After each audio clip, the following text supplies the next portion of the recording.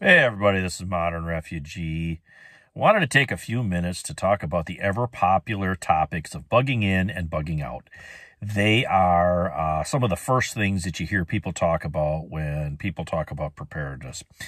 And there's just a ton of videos on YouTube that cover both of those topics from one end or another. I'm going to give you a quick definition of each. Bugging in is basically sheltering in place, whatever the reason is. It could be a snowstorm or you're snowed in for a few days. It could be something like there's some type of incident that takes place and they want everybody to shelter in their homes, something like what happened in Boston there a few years back. They had neighborhoods that basically they wanted people to shelter in place so they could go look for the bad guys. You know, that's your typical bugging in thing. That's sort of what they wanted everybody to do during 2020. They wanted people to stay home, curtail their movement. That's all bugging in type scenarios. And for me personally, I think bugging in scenarios are your most easy to prep for. I mean, you have some food, you have a way to filter water, you have a way to get water if something would happen, you have a way to generate a little electricity, you got a small generator. There's a multitude of different ways that you can go about doing that. You have spare medication on hand. You know, you have basically the essentials, what you need. Everybody knows what they need. Everybody's set of items that they're going to need is a little bit different, except, you know, like the food and water. You know, they have some means to stay warm if you live in the northern climates like we do, or cool if you're in the southern climates. You know, so it's sort of the easiest thing to prep for. Most people, if you got a few weeks worth of stuff at the house, you got a couple of months worth of medication, you know, you're doing good. You're doing good. Bugging out is basically evacuation. You're evacuating because your area has become unsafe and you have to move to a safer area. And this could be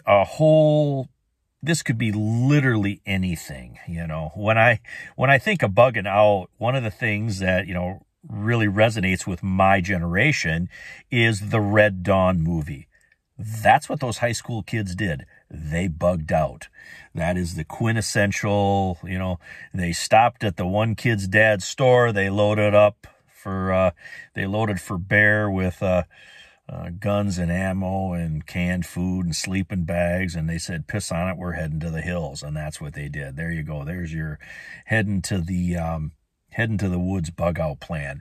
And which, unless you really know the woods, isn't really that good a plan. But I think that's where a lot of people get that bugging out to the woods and go living off the land thing. That's where that comes from, is from, you know, Red Dawn, the original Red Dawn movie. But I've always had kind of a basic evacuation plan.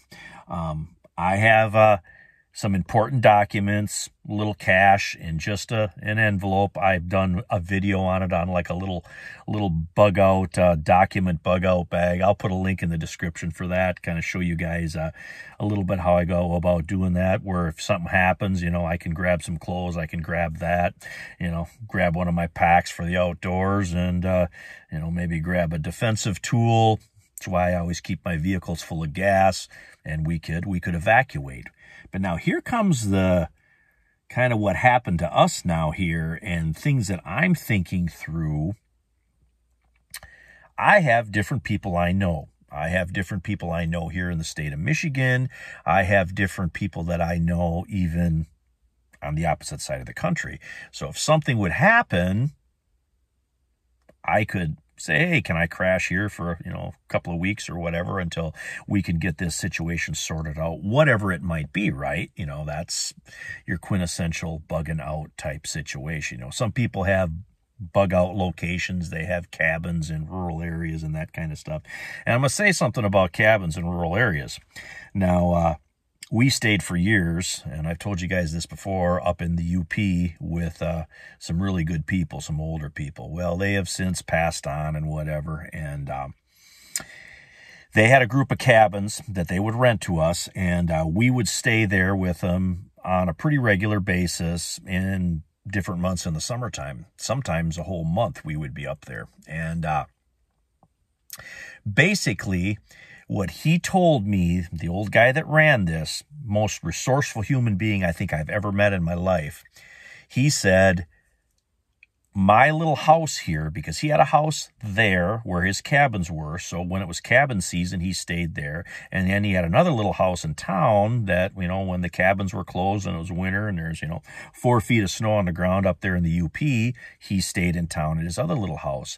But that house out where his cabins were that he rented, he said, I never leave anything in that house that I don't want, that isn't going to bother me if it's stolen. And I said to him, how many times has that cabin been broken into, has been stolen, had stuff stolen out of it?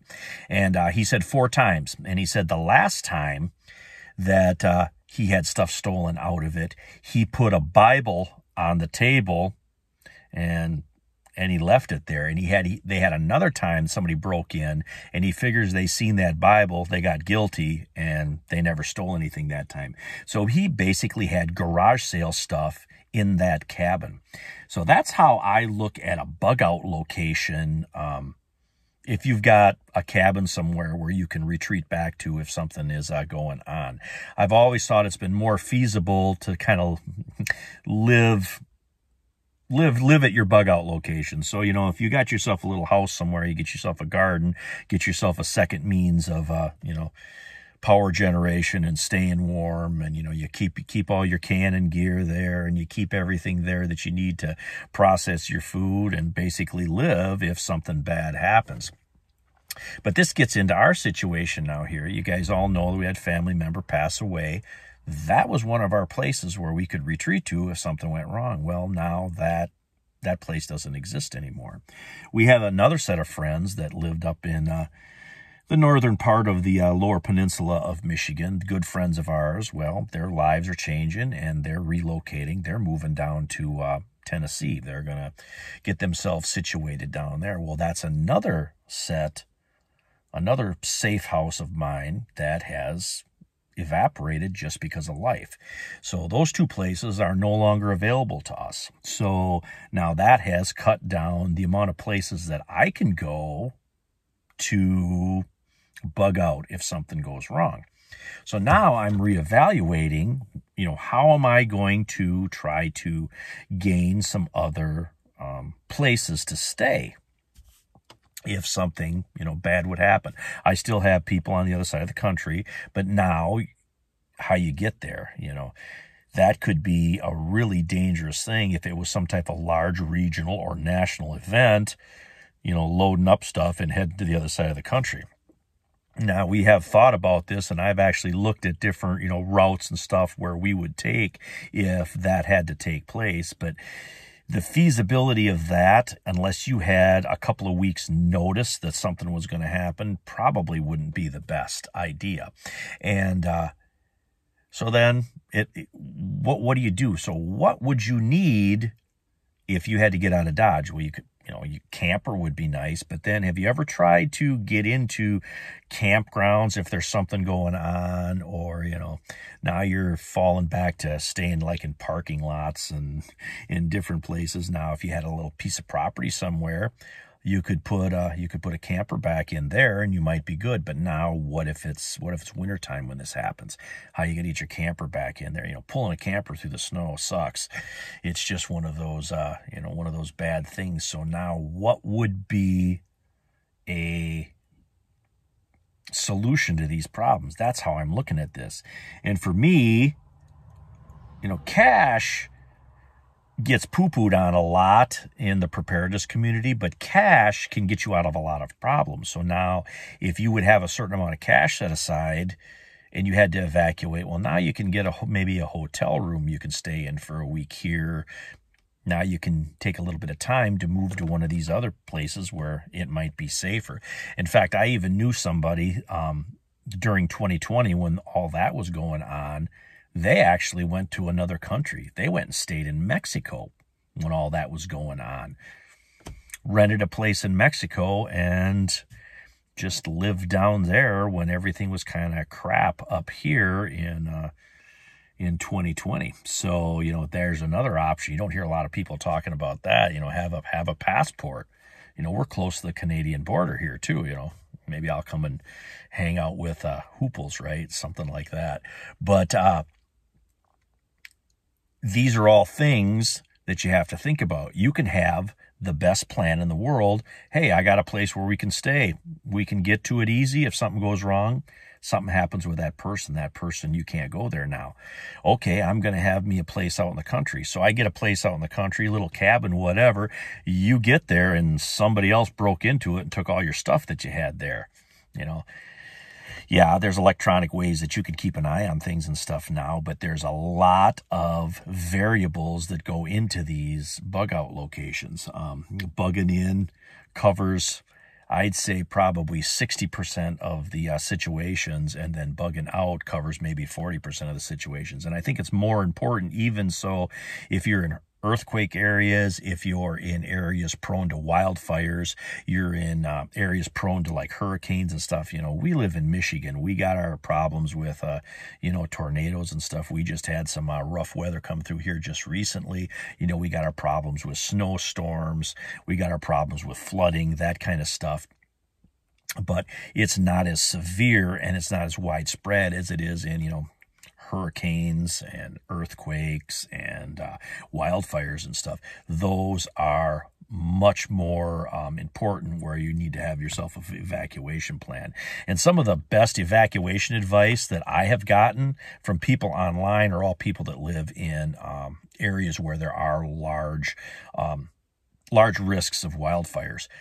People who live in wildfire zones know how to evacuate, and they're some of the best ones that I've gotten information from. In fact, the whole document bag that I got there, that started with a few conversations that I had with some people that did learn to evacuate, and they're the ones that kind of told me, what was good to keep, or what was good for them to keep in those bags. So just some stuff to think about here when it comes to bugging in and bugging out.